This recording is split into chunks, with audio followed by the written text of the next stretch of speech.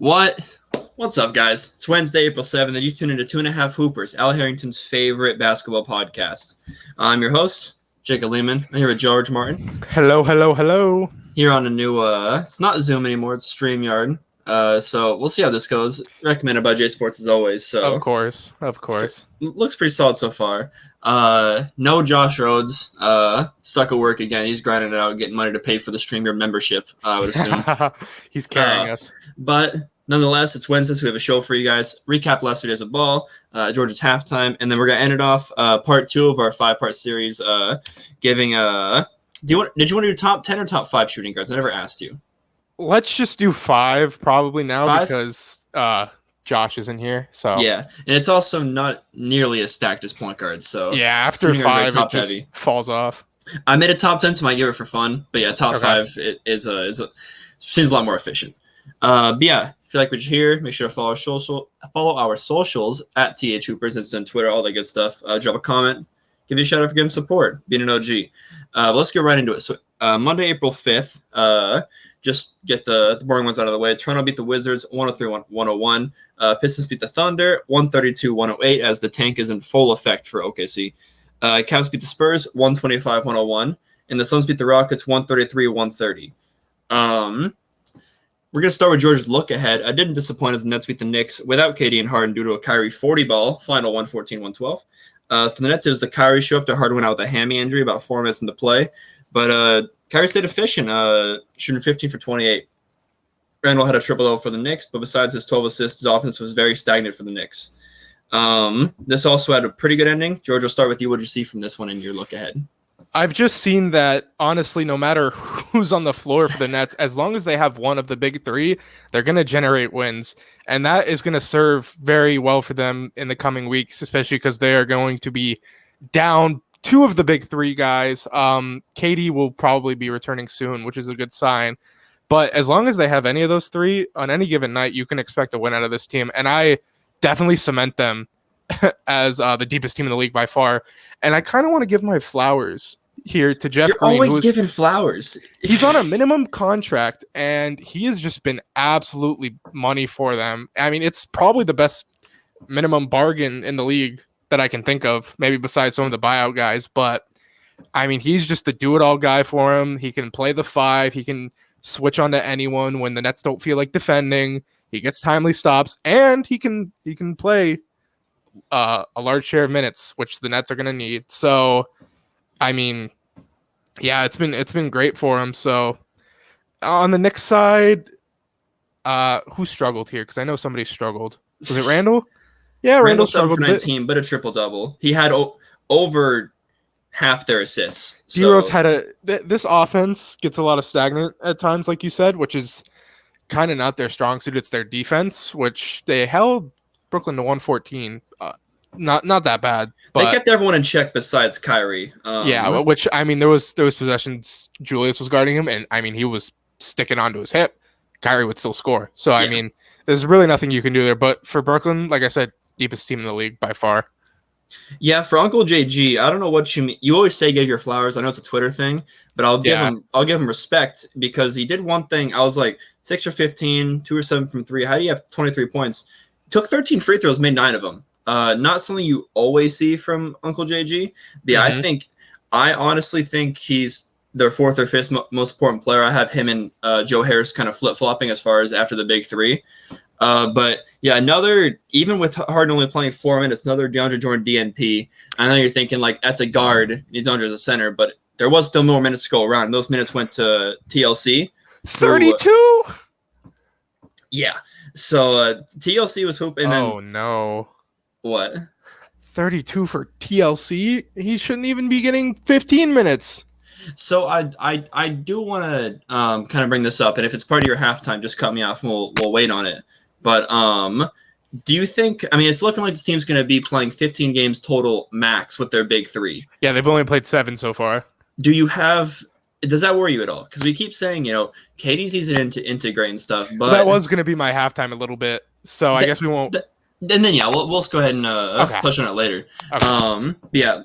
What have you seen from Aldridge's last couple of games? He went 3 for 8 here in 30 minutes, 8 and 6 and 2. Did have 2 blocks and a steal, so I mean, maybe the defense is there. But his offense hasn't surprised me. He's done everything I've expected. His pick and roll defense specifically has been a lot better than advertised, than people thought they were going to get out of him. So it just kind of looks like he gave up in San Antonio, which I can't blame him. He was getting benched, for Jakob Poeltl. So yeah, I mean, that's all. Honestly, the offense, we know, it's kind of just a luxury now at this point, but if he can provide that defense that I've seen out of him, that's going to be the best thing that they can get out of him. For sure. Moving on, the Mavs snapped the Jazz 9-game win streak and also continued their own with the 111-103 win. Luka led the Mavs in every major category, made a lot of the baskets, put the Jazz away towards the end. And for the Jazz, they go 12 for 44 from beyond the arc, so we get to hate on them, I guess, a little bit. Not as much because Josh isn't here, but 3-ball didn't fall. They didn't get the win. It kind of goes hand in hand. Jazz had a great fourth quarter, but still weren't able to pull it out. Takeaways from this one. I got a little funny quote for you here that kind of riled up NBA Twitter a bit, which goes with our Rudy slander. Forward Dorian Finney-Smith, season high 23 on 8 of 17 shooting. He said, "I knew I was going to get shots because I knew they were going to put Rudy on me," which is interesting because he is a 2-time Defensive Player of the Year. Will be 3-time. Soon to be 3-time, unfortunately. If I had a vote. And we've seen this over the season, especially in drop coverages. But even in this scenario, he would get the ball in the corner. He would just drive, just blow bys. And when you get Rudy on the perimeter, that's when you go in on him because he will not keep up with you. And there was a few plays. The tape backs it up. So this isn't going to be. This is not going to be another Rudy slander video. We should probably talk about the Mavs breaking their win streak, and the bright spot of Dallas lately has been Luka Doncic. I believe he's up to 40% from 3 in a stretch. Wow, I'm not sure. He keeps ticking up. I'm not sure that's his season average, but I know he's getting pretty high, at least high 30s. And if that can get going, this team would be no lower than a 7th seed every year, especially with them getting contributions out of other guys, and then the willingness of Cuban in the front office to spend for these guys. Well, yeah, so Noah Porzingis in this one. It might have been a back-to-back, if not, maybe he's just sitting out. Got 2 donuts from their front court. Kleber in 35 minutes, and then Nico Melli in 32 minutes. But yeah, they got 20 from Jalen Brunson, Josh's guy. They got 23 from Finney-Smith, who, like you said, had Gobert on him. And then Hardaway Jr. 6 off the bench as well. And they all shot pretty efficient. So it is Luka. But Luka did go 11 for 26 from the field, so he's not he's the main reason, but he's not the only reason. Hey, 6 for 11 from 3. That's the which is solid. Yeah, of his night. Going to Rudy versus Finney-Smith. So you did your film research here. Yeah. Was it Finney-Smith kind of in the corner because they had Rudy Gobert patrolling the paint, and then he try and close out, and then Rudy Gobert can't close out? I think their game plan, Finney-Smith talked about it a little bit in an interview. I didn't get to catch it, though. To just pull Rudy out of the paint and then just try and drive right by past him because his perimeter quickness, or lateral quickness, I should say, isn't the best. We've seen it over the years from guards. And, even if you don't have a guy that can beat Rudy, you want to get him away from the paint. And getting him onto the perimeter helps a lot. So I feel like there might be a shift more of kind of just 5-out offenses. Because this is what it was. Yeah, it was 5 out. And like I said, the guys that, they're big men, they're center and power forward, both posted donuts, but they're getting those shots up. 2 shots from 3 for Kleber, and then 5 shots from 3 for Nico Melli. And their threats there. So you got it. That was definitely in the back of Jazz's head, like, hey, we can't get those guys open shots. And, the biggest thing in the playoffs is everyone goes small. And the times we've seen Rudy pulled, I'm not going to be like, oh, he gets played off the floor every year, because that's not the case necessarily. When they go small, it kind of riles up, kind of messes up their defense because they get all perimeters 5 out, and especially if that was a potential series because Dallas is close to the 8th seed and Utah's running away with the 1 seed. If KP's fully healthy, that's just going to be another layer to how they could play it. Do I expect them to beat the Jazz if that happened? No, but with Luka and KP and them stretching out the offense, that is definitely like a 6-game series, and then anything can happen late in the series. So yeah, as far as more wrap this up, touching back on the 3-ball, Donovan Mitchell 6 for 23 overall, 0 for 8 from 3. Bruce O'Neal 0 for 8 from 3. Mike Conley did have a very good game. Oh, Clarkson 2 for 9 from 3. That was the other one that struggled. Conley 28 points, 8 for 13, 6 for 10 from 3, per from the line. So he had a really good game. But I mean, to see them miss this many threes and only lose by 8, I mean, that's what I was going to talk about next. But yeah, there's a little something there, yeah. But also, I mean, Dallas got 2 donuts in their front court, no Porzingis. So both teams kind of struggled. Dallas pulled out the win. You want to wrap us up here? Yeah, I mean, Utah's defense is going to keep them in games too. They're not a one-sided machine. They're well oiled and they're well equipped for hopefully a playoff run. we'll see. But they'll definitely get out of the first round because they're going to get one of those 7-8 matchups. Yeah. So they'll definitely get out of the unless it's the Lakers. Oh, jeez. Well, then Lakers got to be in the play, and anything can happen in that one. Yeah, true. Like we always talk about, what if Karl Anthony Towns scores 115, doesn't count, and he gets the win? Like, but speaking of the Timberwolves, I didn't mean to do that, but D'Angelo Russell made a long way to return for the T-Wolves, and it paid off as they beat the Kings 116-106. Russell was the leading scorer off the bench, came off the bench this one, with 25 on some suspect shooting, but still, came with the win. And Cat had 23 and 13. For the Kings, this game went how most of their losses go. Starters show up. No one else does. Kings now have dropped 4 in a row since I picked them to make the play-in, so screw me. Let's talk about this one. I mean, first off, you should have seen it coming. Literally every other week it's... But this means a 6-game win streak is incoming. It means it. And I mean, hey, if they can peak at the right time, sure, but I'm not going to count those chickens. Just not even like to, analyze and break down this game. It's just good to see Towns and D'Lo together, because I think this might be, it might not even be their double-digit game they've played together. It might be like their 7th game played. Yeah. So first and foremost, I'm just glad to see that. And I was intrigued by something that their coach ran. I forget his name, Finch maybe. They had Naz Reid and Towns playing the 4-5, which I kind of like because Reid is a very tough physical center, and they kind of played Towns like a stretch 4.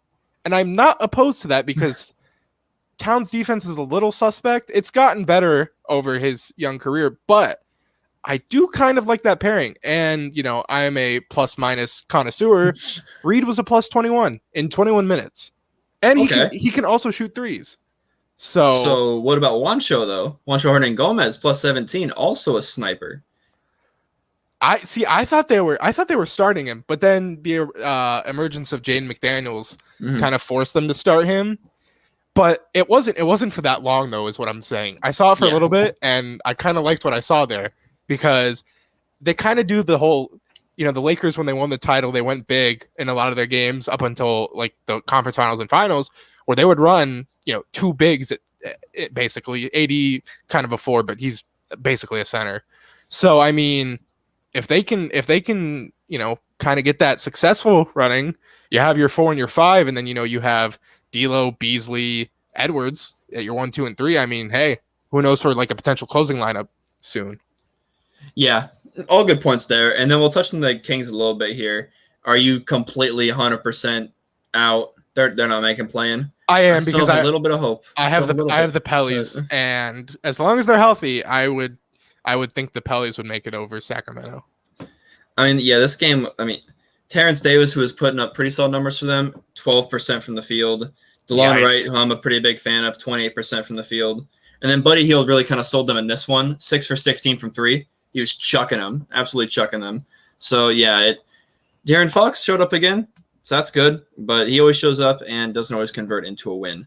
I still think they can make it because, like you said, their consistency is their inconsistency or something like Socrates. It's my greatest quote on this podcast. Yeah, but hopefully this means they're going to rattle. They got one more game to lose. That'll be a 5-game loss. 5-game losing streak because they always cap out at 5, and then they'll win 5. So hopefully they can peak there. Pelicans go on a little bit of a skid. But that's Sacramento. Moving on to Tuesday, April 6th. Bulls beat the Pacers 113-197. And we try to do at least once a week here, get a little quote from numero uno Bulls fan. This is what he had to say about the Bulls game. Vooch 32 and 17 in this one, so Vooch should have been clicking with them there. So it's from Coastal Premise. The Bulls finally looked like a playoff team these last 4 games. The first 2 of this stint were 5-point losses to a high-seeded Suns team and a 7-point loss to the best record team. The previous two, however, have been wins and have come against the Nets and Pacers, where the Bulls looked legit. Nikola Vucevic last 4 games, 24-10, 16-8, 22-13, and like I mentioned, 32-17. Did Wendell Carter Jr. have one game of 12-8? Now he is. Now he is. Now he's hooping on the Magic. But to continue his quote, and these last 6 games have consisted of Zach LaVine playing on a hurt ankle. Watch out. So as always, Costa, thank you. Just a little quick one. There's no reason to deep dive this one because Pacers and Brogdon or Sabonis, but just as a whole, what do you think about the Bulls? Because I had them securing a 6th seed as far as as soon as the Vooch trade happened. Yeah, I mean, it's natural for them to be struggling once they acclimated such a big piece to their roster, and LaVine's never really had like a number 2 guy to be his counterpart. And the most interesting thing, they were punishing the Pacers with their pick and roll, which I love to. And I don't think LaVine has ever had someone he can, besides Thad Young. But what's Thad Young going to do for them? Yeah, exactly. Pick and pop, pick and roll, kick out. It's Billy Donovan probably is licking his chops right now with what plays he can whip up for them. So yeah, that's basically what I've noticed the most out of him so far. So do you like how they're kind of going veterans in the starting lineup? Because the only young guy is Patrick Williams, who doesn't play like a young guy. He's basically a veteran at this point. I believe they went Thad Young. I have the starters with me if you want to name them. Yeah, let's hear it. Tomas Satoransky, LaVine, Patrick Williams, a small forward, Thad Young, and Vooch. So a whole lot of veterans in that. And then off the bench, Kobe White and Markkanen. It's very defensively sound. You have P. Will at the 3. You have Thad Young at the 4. Obviously, Vucevic isn't the greatest of defensive centers, but he's a bigger body than what Wendell Carter provided for them. So that's just an upgrade in itself there. So, yeah, I definitely like going Thad Young at the 4. And just experience-wise, to have him playing alongside with Pat Williams, I think that would help in his development stages. For sure.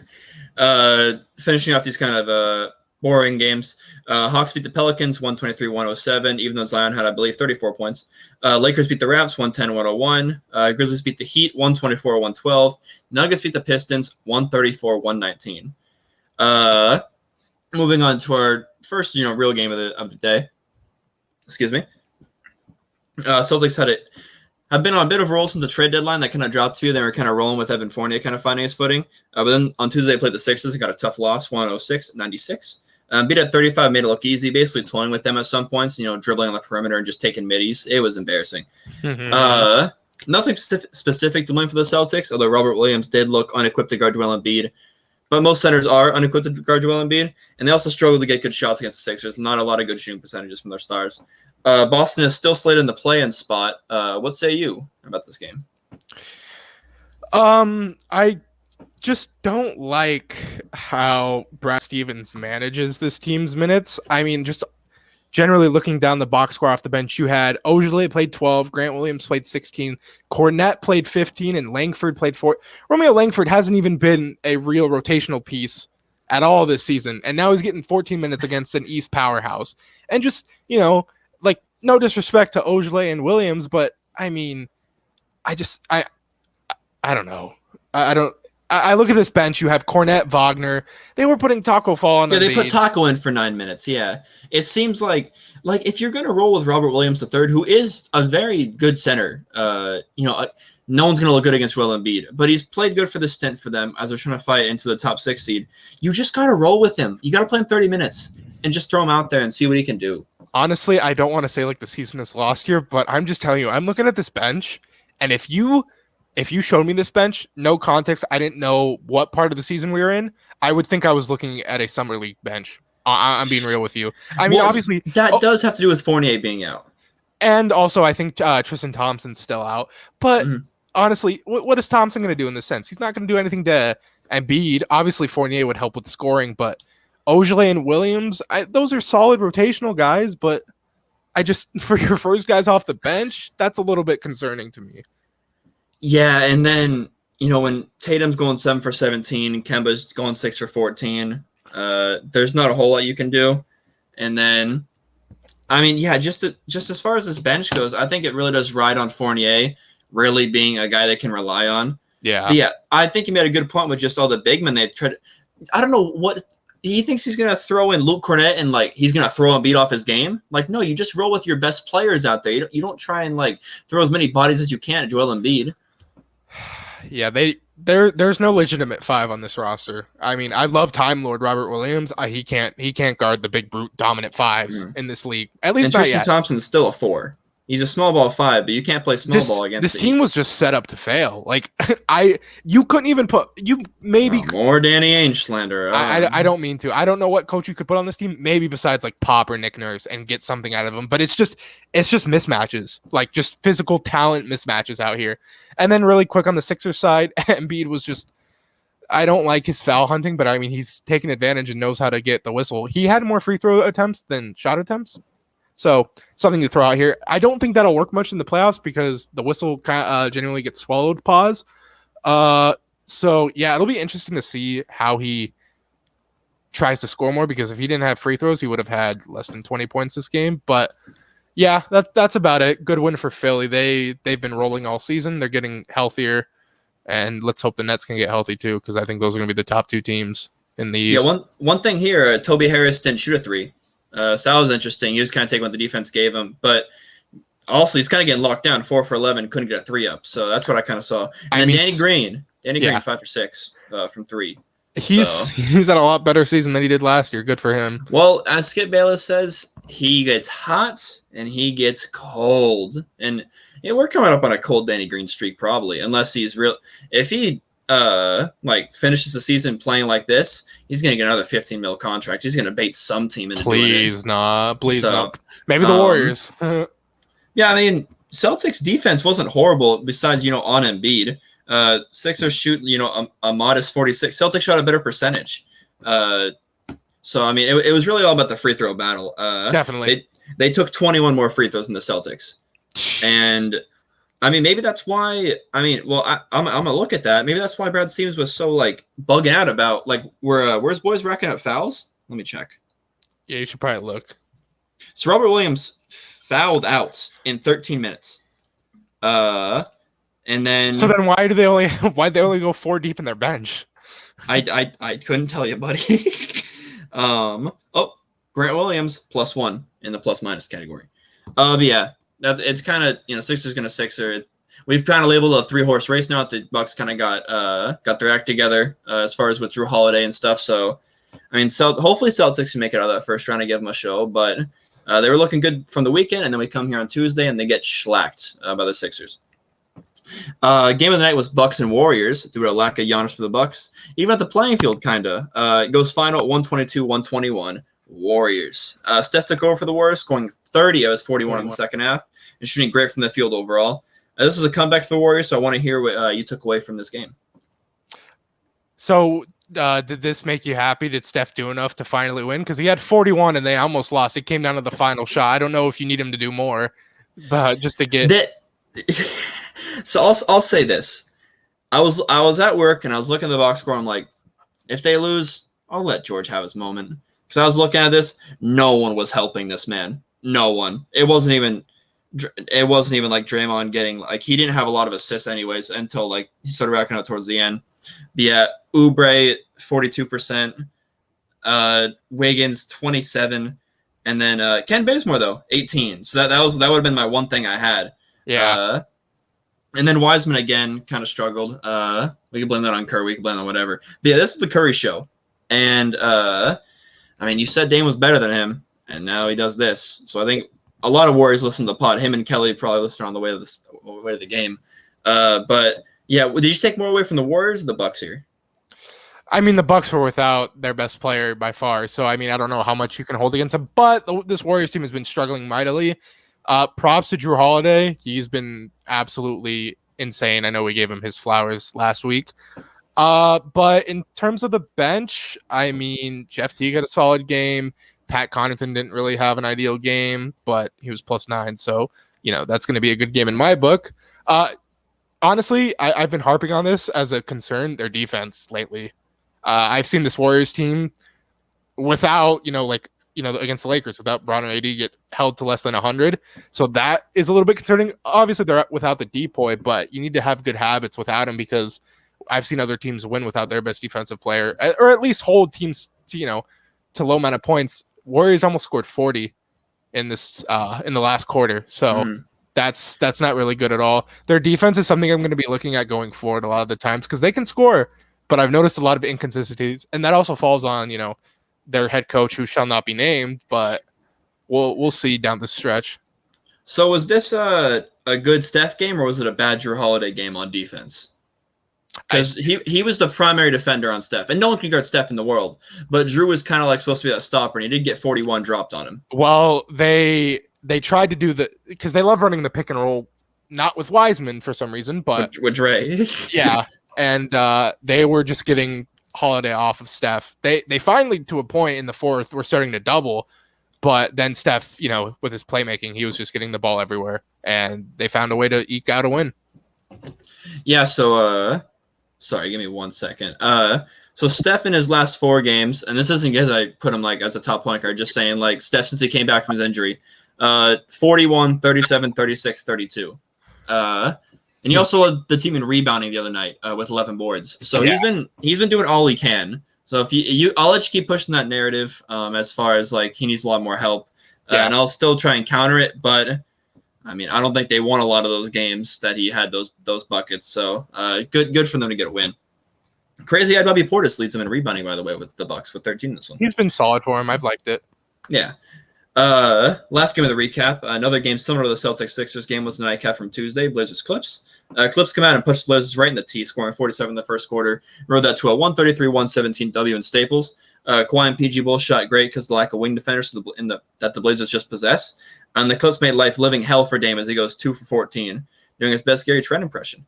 This game showed that Portland is still not really on the level as the top of the conference. What did you take away from this one?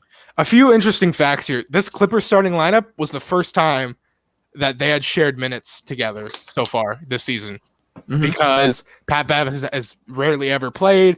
Marcus Morris missed a little bit of the start of the season, and Paul George was out a while with his. So I'll name it for I'll name the starting lineup. It was Pat Bev at point, then Kawhi and PG on the wings. Marcus Morris Sr. I don't know why he has senior there. At power forward, and then Zubac at center. So senior means he has a kid who's named Marcus Morris. But we don't know Marcus Morris Jr.'s. every dad's a senior. That's not how it works, but we're not an informative pod on names. We are a basketball podcast. So Pat Bev, huge shout out for how he guarded Dame Dalla. I mean, 2 for 14. I don't remember the last time I've seen Dame be held to that low efficiency. And just overall, they were doubling him, they were blitzing him, kind of what reminded me of how the Lakers did in that first round series last year. So props to the Clippers, and now they are top 10 in both defense and offense. And their defense, I mean, for a portion of the season was almost bottom third. They've climbed up lately, and that's also props to Ty Lue too, because I know he has them working a lot day in, day out. But yeah, overall, this was Boogie's debut, 7 points in 8 minutes, and Rondo's, I want to say, second or third game back. So they're nearly fully healthy. I think they're still missing. They're only missing Ibaka. Serge, yeah. So this is good for him overall. So start with the Clips. We've seen Dame stopped a few times. First time I was really in that Pelican series with Rondo and Drew Holiday, and then last year with Rondo and KCP, and then in this game, it's Rondo's third game with the Clippers. Rondo didn't play in the first round last season, bud, but he was on the team, right? So, I mean, is this what they kind of mean by this coach on the floor? Because it definitely helps. It definitely doesn't hurt. But I would attest this to Pat Bev for sure. But Rondo's definitely a scout in the film room. We've heard that from Duds. We've heard that from a lot of guys. Just IQ's off the chart. So I know he had a help in scheming up this defense and how to stop Dame in this game. So we kind of got a good look. This is my deepest team in the league. Nets are very, very close, but this is my deepest team in the league. Only missing Ibaka, so we can assume he'll probably start for Zubac, because Zubac played about 24 minutes. So Luke Kennard, 3 minutes. He was the odd man out. And then Terrence Mann, 10 minutes. And then Reggie Jackson, 25 minutes. Kind of like I assume would take over that Lou Will role. Yeah. He had a great game 8 for 12. And then Nick Batum and Pat Patterson kind of rounded that out. Rondo 15, but it was kind of like he wasn't really needed when he was playing. It was kind of already over. So do you think it's the right decision to kind of cut Luke Kennard and Terrence Mann's minutes and kind of let Nick Batum and Reggie Jackson and them kind of run it? Kennard, definitely, because his style of play doesn't really work the best in playoff series because they can kind of just hunt. You don't want people who can get hunted on the floor. You don't want white boys in the court unless they're Tyler Hero. Sure. For man, I wouldn't mind seeing Bobby Shmurda's minutes go down like 5 minutes, cut it to around 20. Get Terrence Mann in there for like 15. Get him in there 7 in the first, 7 in the second. Just see what he can do, plug and play, and he'll give it his all in those minutes. But I do like Batum in that point forward role because he kind of does bring up the ball, especially when he was starting with alongside Kawhi and PG. But yeah, off the bench, they have multiple guys who can be a point guard, who can attack the rim, and I hope they do that more because they have pieces now. If they want to run Batum there, they have Rondo now. Maybe Reggie Jackson can help. Maybe even Terrence Mann. So they are definitely very deep. I have the Nets over them because I've seen more of their depth contributed in games where they didn't have personnel. The Clippers they've just been really, really hurt, and the guys are having to play out of their roles. Well, okay, the Nets have been healthy. No, but they won like 21 of 23 without some of the without KD, guys. yeah. Yeah. So I mean, you're kind of saying like Clippers and depth only showed because of the opportunity they were given because of injuries. That was the Nets. They're kind of in the same boat there. I mixed my words. I'm sorry. I said I didn't see enough out of them. I meant out of the Clippers. Okay. Sorry. Okay. I mixed my words. So let's go to Portland here. Dame kind of getting locked up, open up the door for, CJ McCollum, 24 points, 60%. Norman Powell led them in scoring with 32, and he shot just tick below 60. Yeah. And then Cantor kind of ate the Clippers up on the boards. He had 12. So he had 15. So like we're talking about the Celtics, is this team just like kind of that second peg? You got your contenders and you got, the Blazers. Unfortunately, yeah, because while obviously they have the scoring factor, we just saw last season if they run into a really well-oiled defensive team, it's going to be hard for them. And yeah, Norman Powell had 32. You acknowledged this when they traded for him. He's capable of that. But on the other side of the ball, not so much. I mean, they gave up 130 points. I don't have the box score. 133. Yeah. So, and the Clippers, they're a great shooting team. So I don't know. It's just it's matchup contingent with the Blazers, but I still don't know if they have like a dream matchup in that first round. Especially if they're going to end, if they're not going to be a top 4, like if they're going to be actually anything past 5, 6 through the plan. I mean, you're going to see. You might not see the Lakers, but you'll see the Jazz, Phoenix, Clippers, Nuggets. They don't have. Well, it's looking like that. Like that top spot, the 1 and 2. It's gonna be better to finish in the play-in spot and then go to the playoffs. Then you don't want to play the Clippers, the Nuggets, the Lakers in the first round. You want to avoid that. The Jazz, I 3, think, 4, 5, 6. I think for Portland, maybe the Jazz would be their best wish, I guess. Mm-hmm. Because I wouldn't want to touch Phoenix in an early round playoff Maybe series. Denver, because maybe that's a 4 or 5 matchup. Maybe Denver, but I have Denver make the conference finals. Enes Kanter on Jokic. Who's the fourth that's guarding Aaron Gordon? Rocco? Rocco's going to get beat on back cuts, and high-flying Aaron Gordon's going to maybe Norman Powell can play defense on back cuts, and maybe he can guard, Aaron Gordon. They're going to need Rocco on Porter Jr. Nuggets are just too stacked. I don't want to touch that team. So, well, yeah, we both have Blazers going out in the first round, and you make a good point. There's no real ideal first round matchup. Everyone's ideal first round matchup is the Jazz, and then no disrespect there, but out of the top teams, I'd much rather play the Jazz than the Los Angeles Clippers. That's for sure. Says no disrespect, and then says they'd be the ideal matchup for any team in the playoffs. Do you agree? I said that before you did. We're sickos for saying it. But I think a lot of the community would agree as well. And they're a good team. I swear, if the Jazz win this title, oh God, social media. If the Jazz win this title, we'll do some sort of forfeit. We'll buy every Rudy Gobert jersey we can. Okay, let's not go everyone. Well, I mean, I was going crazy because I finished the recap. I don't really know what to do now. Do you want to do your halftime? Well, that's how we move in the podcast, Are you okay as a host? We do the halftime, yeah. Halftime for 2 reasons. Half Hooper, half for the show. Not really a half Hooper, but he wants to still be. It's in his Twitter bio. Let's hear the news. It actually is in my main Twitter bio. First off, Lakers signed free agent guard Ben McLemore to a rest of the season deal. Last year, he shot 40% from 3, if I'm not mistaken. So with the Lakers offense being pretty putrid without LeBron and AD, and the shooting woes really being a concern since about late January, early February, how much do you like this signing, and how much do you expect him to contribute from day one, which will probably be Thursday against the Heat? I think he'll contribute a lot more than he will, when we get LeBron and AD back, just because there'll be a lot more minutes there. I'm a big Ben McLemore guy. He really found himself in Houston, just kind of like how Austin Rivers did, where he was drafted 7th, and they were like, he could still be like a go-to guy, and then he fell to the league, and then Houston gave him a 10-day, and then because they're running that D'Antoni system, and he was really good. So, big man McLemore guy. Don't spend a lot of time on this 3-and-D. I think he'll plug in pretty well. I think him and Wesley Matthews, will battle for minutes there. I think KCP's got a spot there as the main 3-and-D guy. What do you think?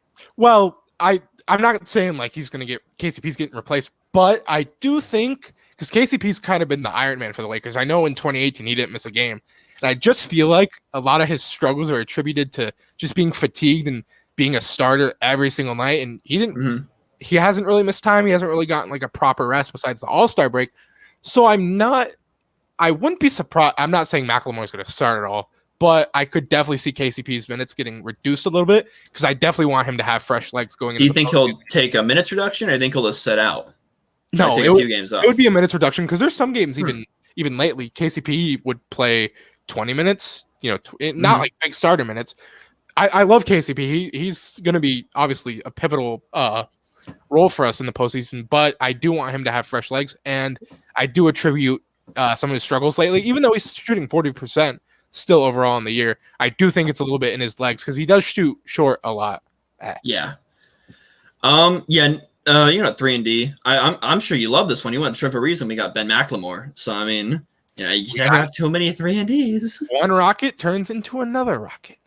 All right, moving on. Clutch client, by the way, we have to mention Clutch client, Rich Paul. I believe 6 clutch clients on the Lakers now. You can think about that as I read the next topic. So, 2 injury updates for the Brooklyn Nets. Unfortunately, Harden's going to miss around 10 days.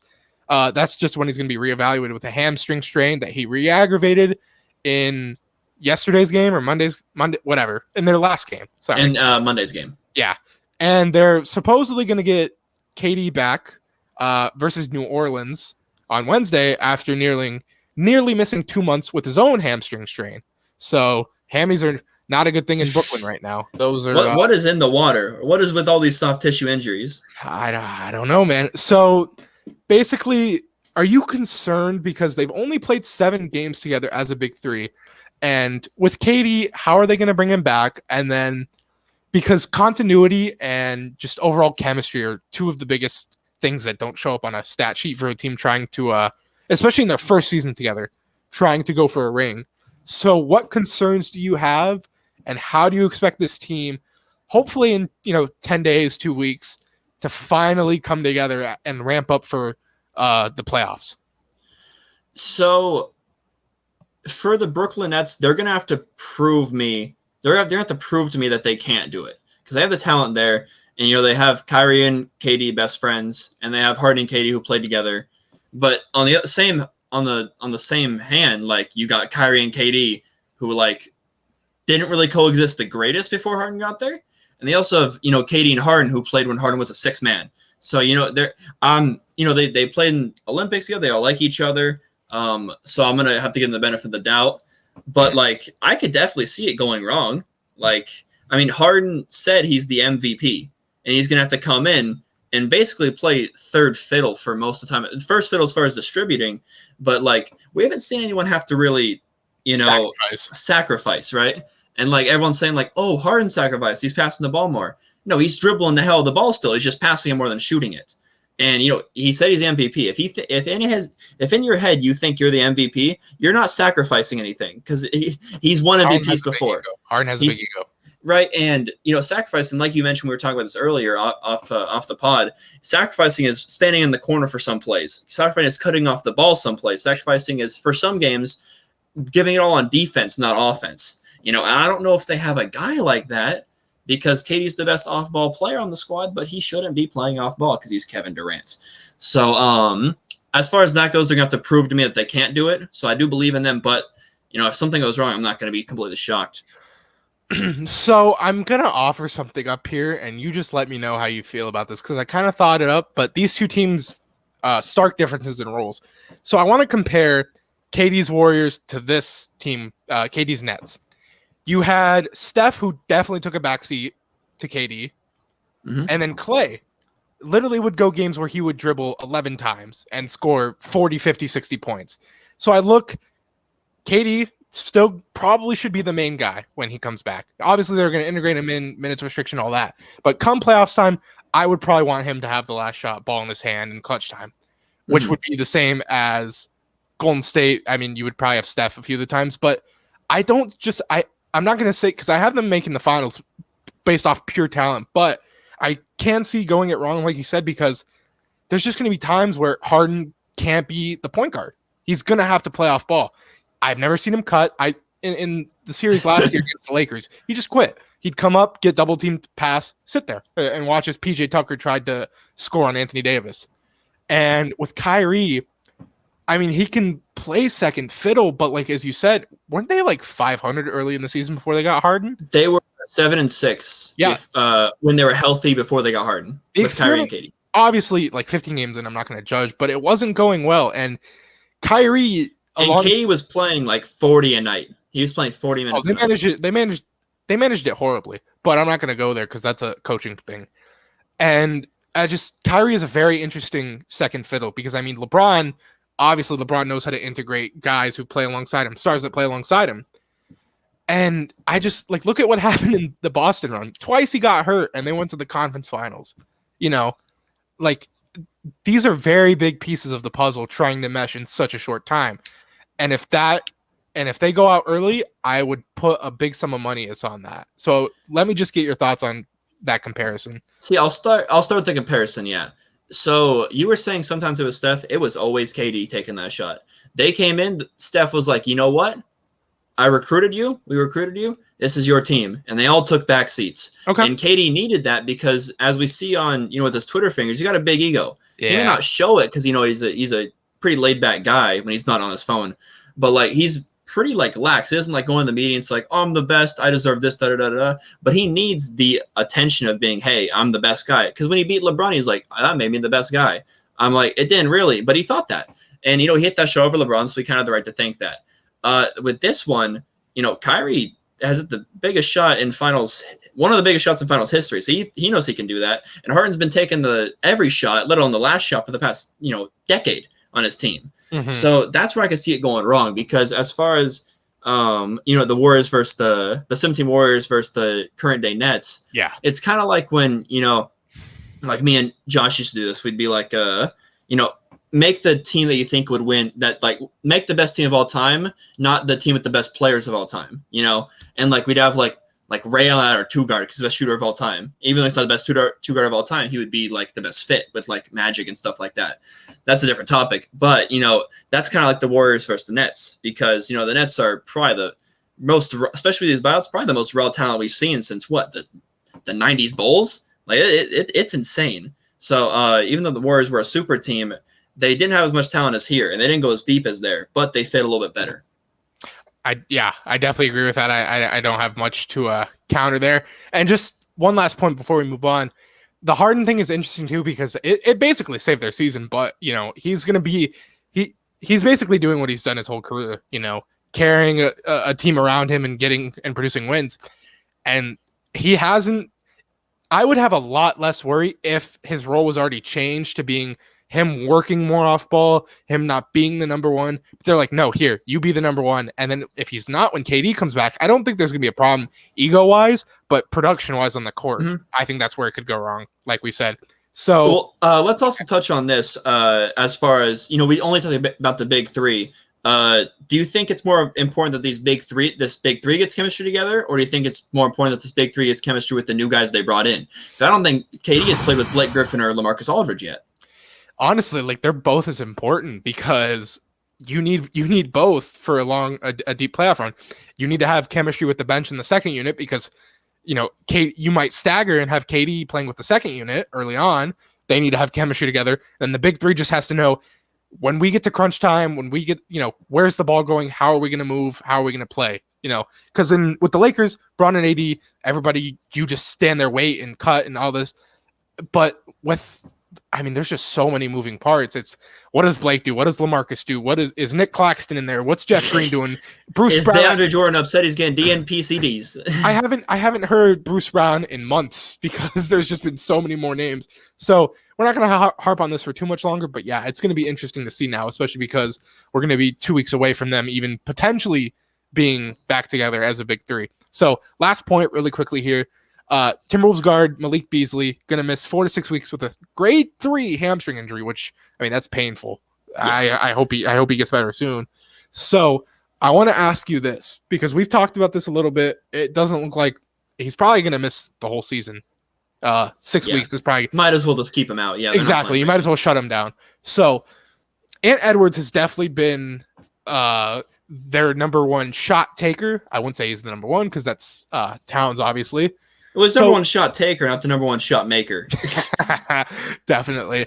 So they've been linked to guards in the draft. Cade Cunningham, Jalen Green, Jalen Suggs. I assume they're going to take one because Mobley doesn't really fit. He's a 7-footer. They already have an all-NBA one, unless they move Towns, but that's not part of this equation. So I just want to ask you where they go from here because they can't have Beasley, Cade, D'Lo, and Ant. Like, what do you think is their best fit way of rebuilding and retooling for hopefully making a run next season? Because I think they're talented enough to do that. So I thought this was their year, yeah, but then the D'Lo injury happened, and then Cat dealing with all that messed up stuff, what's been going on with him. Bryce said Cat's been hooping lately, so that's good. But I think as far as next year goes, they have to give D'Lo and Cat another year. They have to. They just have to. They owe it to them. They're best friends. They traded their first rounder this year for D'Lo. They got to give at least a little bit of something. And then Anthony Edwards is the real deal. We make fun of being inefficient, but the dude has confidence. And once he starts playing defense, like we mentioned in that one pod, he's going to be the complete package. He's not going to be a bust anytime soon. So that leaves the a wing spot open and then a power forward spot. Yeah. And you said I'm not a big college guy. So is there a prospect in the draft that can contribute immediately on defense and also can play off ball? So there is a prospect who's been linked top 5. He's definitely back in top 5, but it's Jonathan Kuminga. He plays in the G League currently. He's a 3 guard, 6'7". Unfortunately, I don't follow G League prospects as much as the college guys, but he's 6'7", 210.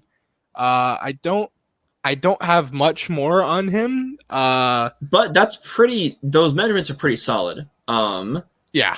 And then, I think, if they can, Jaden McDaniels has kind of shown he can be a starter. And then, if you're a big Nas Reed guy, they can bring him back on a minimum, see if they want to start him there. But I think the 3 that need to stay are Towns, Edwards, and Russell.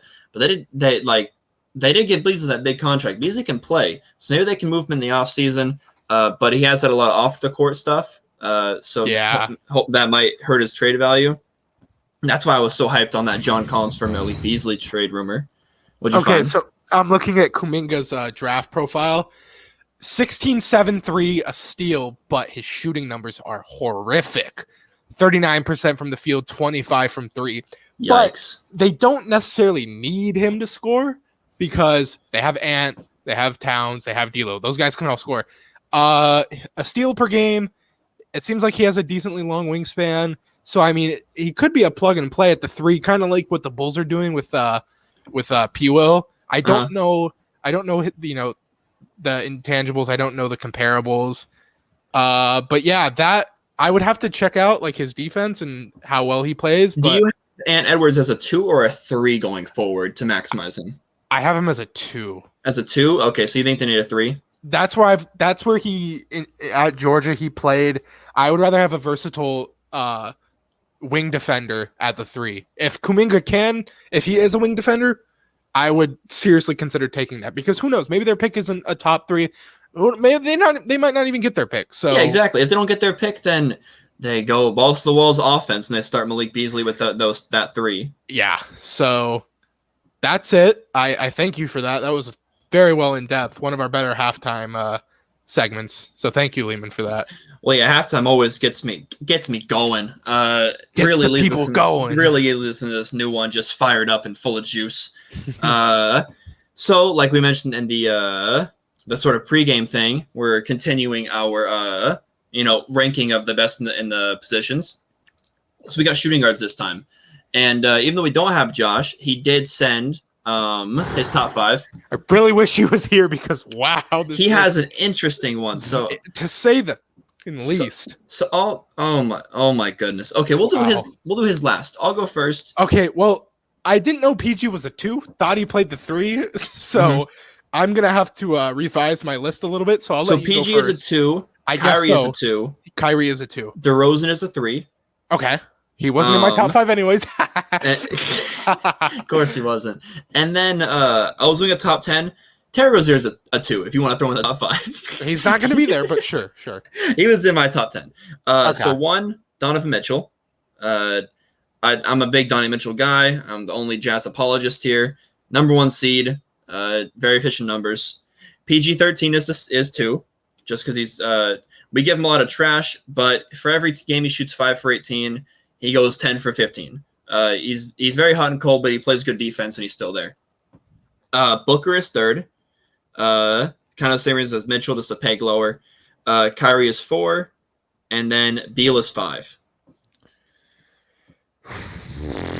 Alrighty here. So I guess this is a little biased because of my one of my better friends, but I have LaVine at 1. Wow. It's a little bit of a hot take here, but he's improved a lot this season. He's showing flashes on defense, and he's been even more of a prolific scorer than last season. At 2, I have Donovan Mitchell, so not far off from where you had him. At 3, I have Paul George. At 4, I also have Kyrie. And then at 5, this one was a little bit interesting between JB and Booker.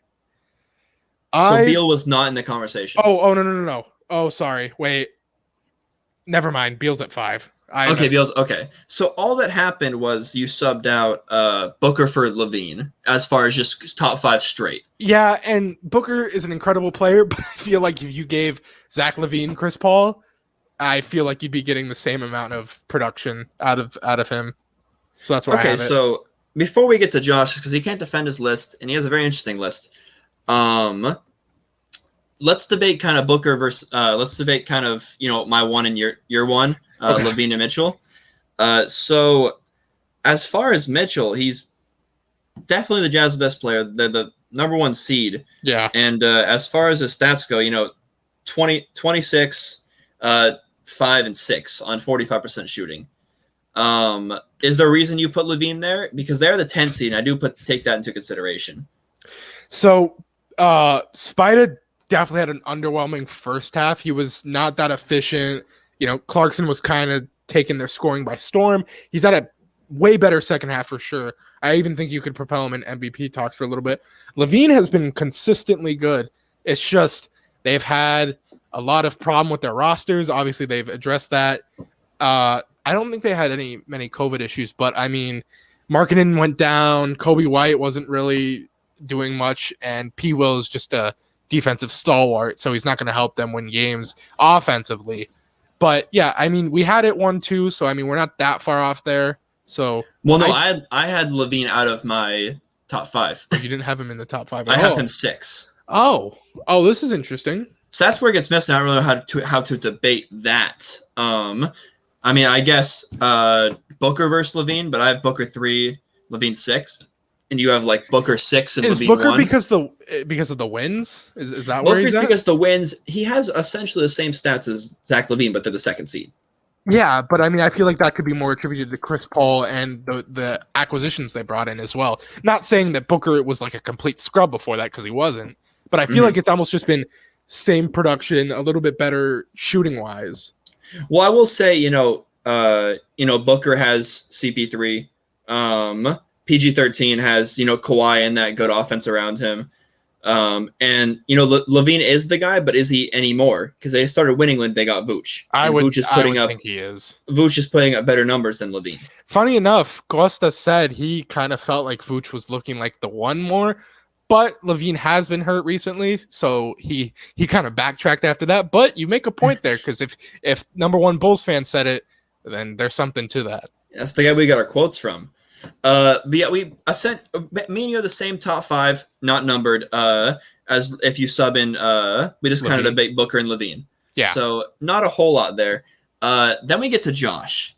So Josh agrees with you, Zach LaVine at number 1, Bradley Beal at number 2, Paul George number 3, Devin Booker number 4, and is he gonna put him? No, he's not. Kyrie Irving at number 5. I'm surprised he has Kyrie that low. Isn't he the big Kyrie guy? He is the big Kyrie guy. Yeah. So you may be asking, where's Donovan Mitchell? He's number 6 for Josh Rhodes. So maybe I'll have him, kind of explain it next time. Not a horrible list. He definitely doesn't take into account winning very much, because his top 2 guys are stats better than wins on the 2.5 pod. Yeah, so that's that. At least he did give PG credit, though. I was scared PG would kind of ran through on this segment, but he did get his respect there. PG was an MVP candidate until he had that toe injury. So exactly, yeah, and he is probably the best shooting guard defender. Him and probably Jaylen Brown. So yeah, I'm glad he got his credit there.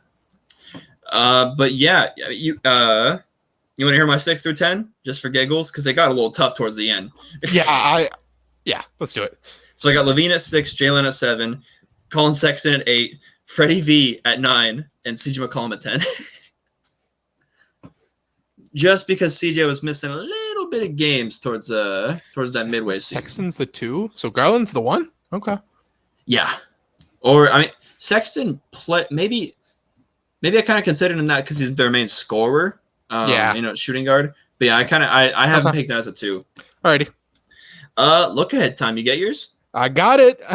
This one starts off. This one's gonna be a classic, I hope. So on what is it? On Wednesday, April 7th, so later today, Jazz vs Suns, 2 top teams in the Western Conference, 2 of the top contenders as well overall in the NBA. And it seems to be this matchup is going to be fully healthy. I hope, because we haven't had a healthy marquee matchup rarely at all this season. So really want to see how the Suns defend the Jazz 3-point scoring and see how the inside battle of Ayton and Gobert is. Because you're not going to be able to take Gobert out of this one, because you have Ayton. You go to Ayton consistently, and he has a paint presence. So I'm hoping to see Gobert and the Jazz make a statement here, which is kind of cringe of me to say because they're the 1 seed with the best record in the league. So, but yeah, maybe just a big time national TV win and be like, hey, we're legit. So yeah, best thing we can see from the Jazz in this one is they struggle with the 3-pointer, but their defense because Suns are the second best team in the West. So they struggle with the 3-pointer, but then they also, I want this to be a close game, and they actually pull it through with, Donovan Mitchell hitting some clutch shots. They're just driving and attacking and stuff like that. That would be what I want to see from the Jazz. I'm going to take the other Suns game. Big 2-game slate for the Suns. They play the Clippers on Thursday on TNT, 7:00 p.m. on the road. I believe the Jazz one is at home. So this one they, go 1 state over. They play Clippers. It should be a healthy one because if I'm not mistaken, Clippers do not play on Wednesday, so no one should be taking out games. Are you doing math? I think it's a little bit more than 1 state over. They're Phoenix, Arizona. Oh! I thought you said Clippers Jazz. Oh no! It's it's a big Phoenix 1-2 punch. Phoenix Clippers. So, I think it'll be a good game. I don't think any team has really anything to prove. I think we know what both teams are legit. So, yeah, I think it'll just be a fun game. And then for Josh Lookhead, he just sent it through.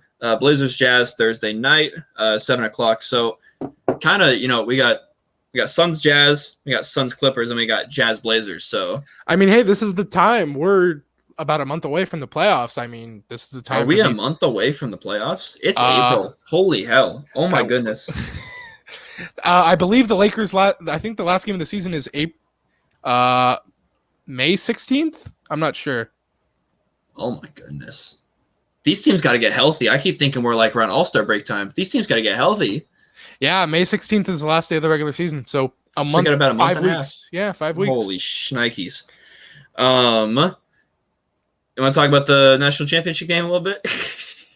Anything to add from there? Yeah, UCLA would have made it more competitive, but NCAA needed their storylines of having the undefeated team versus Baylor. But Baylor played an amazing game. I mean, from the jump, they jumped at like 19-point lead, 20-point lead. Defensively, we're hounding them. Davion Mitchell and Jared Butler are going to be two names you'll be hearing us talking about soon because I think they're NBA level talent.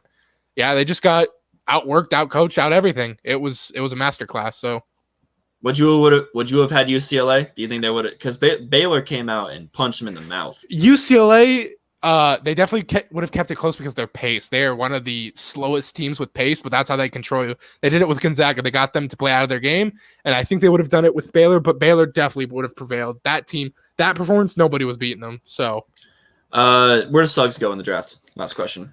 I think he could give me a number. I think 2 or 3. I think he goes to the Warriors. I think that would be a nice fit with them. Is he more of a 2 or a 3? It's more of a 2, but he can also be a playmaker and a creator, which and would Clay help. Can slide to the 3 if they want, yeah. Which would help Steph more off ball, which they've needed. Imagine a current of Steph and Clay and a future of Wiseman and Suggs.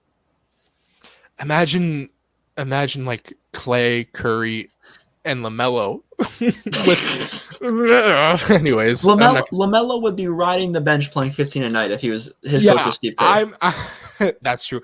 I'm definitely more grateful that LaMelo went to the Hornets because they're going to be legit for years, and he's running the show there. And they developed him well. So it's more fun having Jordan there because the whole LeVar thing. LeVar and Steve Kerr might have had a fist fight in the first 2 weeks of the season, so I'm glad that they're far away from each other. LeVar would have found out Steve Kerr's son's name, and he would have freaked out. So that would have been interesting. Please don't say that. Please don't say that. Do not say Steve Kerr's son's name. It's not Steve Kerr Jr. It's not. But that's going to do it for tonight's classic. Thanks for watching and listening. If you like, make sure to follow us at THHoopers on Instagram and Twitter and say what's up. I guarantee you'll get a response because George never caught lacking without his phone on Twitter. Someone please send him a message on Twitter. Woo! Someone. But yeah, other than that, thanks for being OG and take care, guys.